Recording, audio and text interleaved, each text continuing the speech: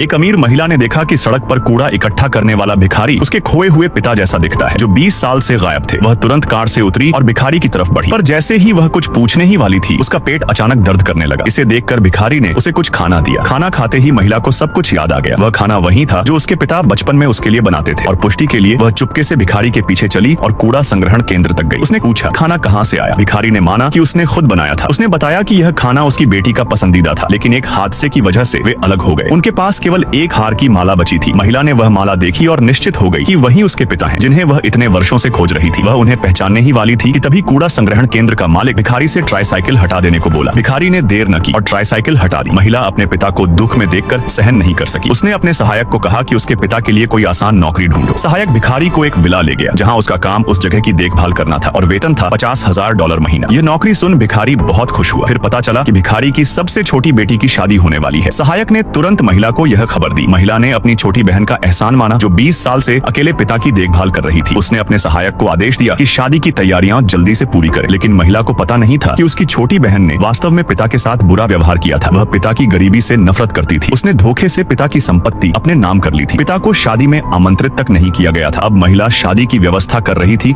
और पिता को वहां लाने का भी इंतजाम किया। जब पिता ने शादी के फोटो दरवाजे पर देखे तो सोचा ये उसकी बेटी ने उसके लिए कोई सरप्राइज बनाया है। वह खुशी खुशी शादी में पहुंचा अपनी बेटी की खुशी देखने, लेकिन उसे पता नहीं था कि उसकी बेटी ने किसी और को उसकी जगह भिखारी के रूप में रख लिया था। दूल्हा उसे वहां से निकालने को तैयार था। महिला ने यह दृश्य देखकर गुस्सा किया। उसने फैसला किया कि वह अपने पिता को सबके सामने पहचानाएगी और अपनी निष्ठुर छोटी बहन को सबक सिखाएगी।